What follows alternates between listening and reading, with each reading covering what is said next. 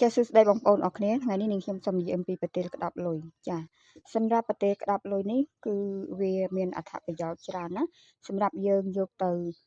ជាវដាក់នៅបន្ទប់ការងារបន្ទប់ទទួលភ្ញៀវកន្លែងគិតលុយរបស់យើងណាបងប្អូនទាំងអស់គ្នាចាកន្លែងហាងយើងរស់ស៊ីអីហ្នឹងយើងអាចយកទៅដាក់បានប្រទេសក្តាប់លុយនោះវាជួយនាំរឿងល្អៗចូលនាំមនុស្សល្អៗចូលពេលដែលយើងសម្លឹងមើលវាគឺយើងមានអារម្មណ៍ល្អចានេះពររបស់វាចាហើយពេលដែលយើងរកលុយបានគឺអត់ងាយទៅវិញណាបងប្អូនចាបងប្អូនខ្លះមួយចំនួនពេលដែលរកលុយបានច្រើនតែទៅវិញលឿនដូចព្យុះតែម្ដងចាអញ្ចឹងបងប្អូនខ្លះគាត់ខ្វល់ខ្វាយណាអញ្ចឹងបងប្អូនអរគ្នាគួរតែជាវប្រទេសនេះទៅមួយដើម្បីវាជួយសម្រាប់ឲ្យបងប្អូនទាំងអស់គ្នាមានរឿងល្អៗចូលហើយយើងលុយកាក់របស់យើងក៏សល់ដែរចាធម្មតាឲ្យតែយើងគ្រួសារយើងមានរឿងល្អៗចូលគឺលុយកាក់នឹងសល់ហើយវាផ្ដល់នូវសុភមង្គលទៀតផងដែរណាសម្រាប់ប្រទេសក្តាប់ទ្របនេះវាល្អខ្លាំងមែនទែនសម្រាប់បងប្អូនអរគ្នាយកទៅដាក់នៅតុរស់ស៊ីកន្លែងគិតលុយហើយនឹងកន្លែង